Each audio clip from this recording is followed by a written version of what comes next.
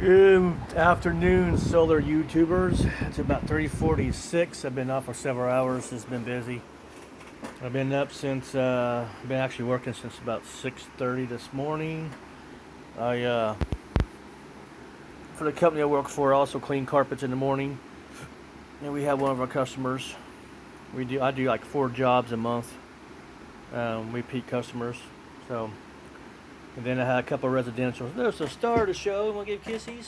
There you go. You guys got kissies. So I wasn't gonna be home or have a chance to be home, and I just didn't trust my system alone. So last night I had used the AC battery charger to plug up, to charge up the batteries.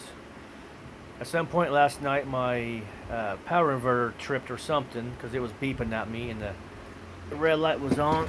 Ugh. The red light was on, so I just reset it. And it happened the other night, but I also used the battery charger. So something happens with it when it's charged up all the way, or something happens. I got the fan hooked to the inverter, so it's helped cooling it down. I'm charging up my DeWalt batteries, so I'm getting a nice little draw on them, 240. In the fridge, that's with the fridge being on. And so I'm drawing an amp from the system. Solar is only 183.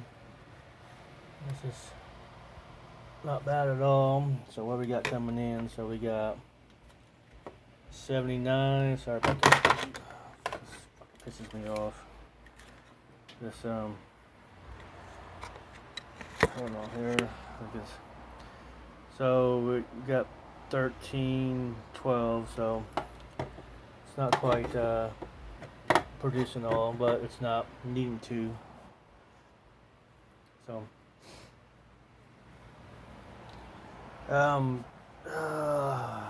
see what else. I'm just waiting for all-in-one. Let's see what the that's what it is. I had to take that. I had to use that outside. The boss was cutting some stuff down, so I was using that to use electric drill. And yeah, I had a comment about making a gap, putting on a bigger stands, and yeah, that's true. I do have. It's not flush to the bottom. I do have a rubber grommet down there. That it is off it is up off, but not very much. And but I'm not gonna mess with that. I mean, I got the all-in-one coming in a couple of days, Thursday, so I'm not going to worry about messing with that.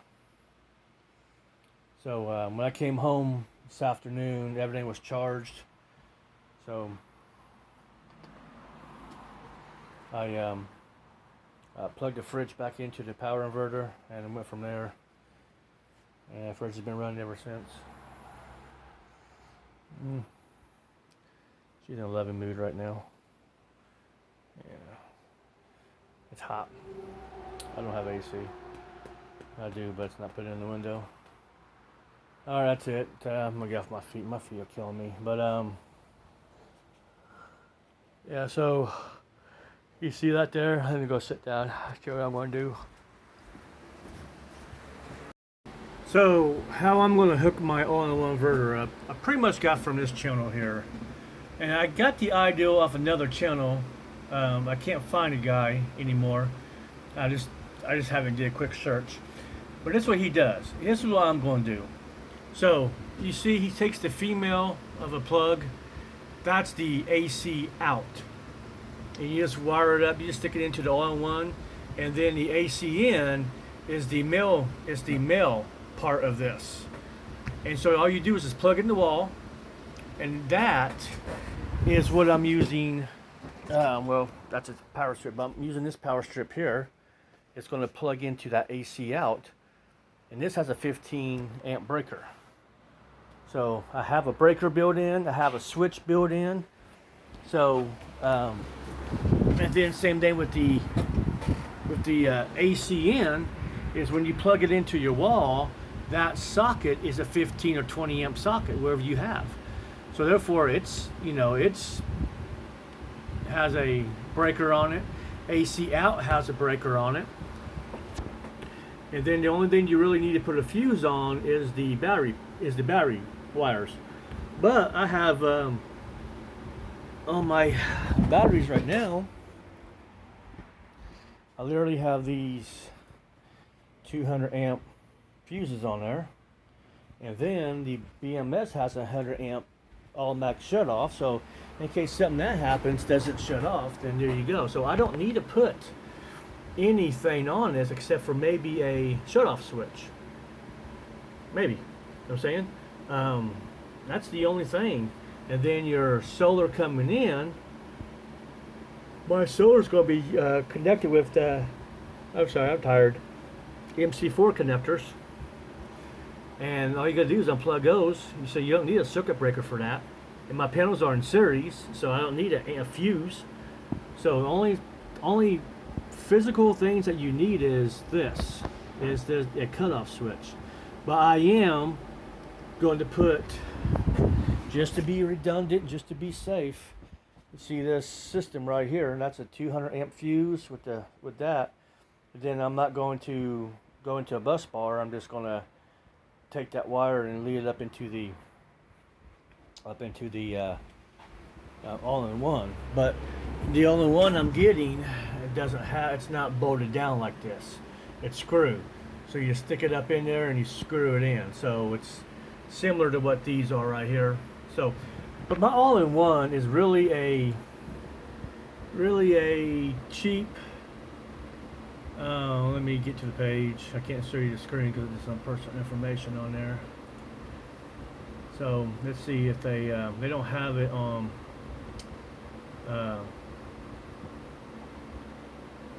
They don't have my version. No, they don't. They don't have the version I was getting. Sorry, I'm really tired. Let's go back to the pictures. Let's see here. Yeah, you see the battery in and the battery out, but they don't really show you how to hook it up, what's inside the box. They show you schematics of this is the 220, 240.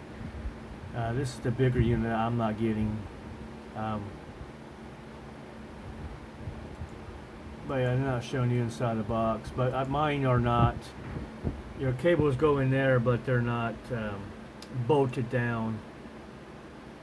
And they're not bolted down, so that's your PV going in and out. That's PV going in, and there's your AC going in there. That's the ground.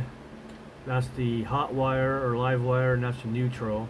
And here in America, for single phase, the L should be, it's called live wire, but it's the black wire,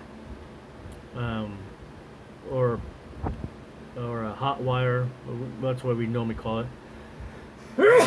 Excuse me. And then the N is neutral, and that stands for, and that's actually the white wire. And for most Americans, the neutral wire is always white. And then on the out, there's no ground on the out. It's just the L and the N. So your red wire, your black wire, my fault, your black wire and your white wire. The red wire is two-phase. I'm learning all this as I'm going, so yeah, there's not one of this. Go to YouTube and we type in I bought a real cheap generic one for $259. Excuse me. A lot of pollen in this area. Let's see if I can find it. It's statin right here for the most part. Yeah, it's this guy has a pretty good channel. Well, not very good, but he's hooking up a small system. You see, his battery terminals are going in, but they're not bolted down. So on that note,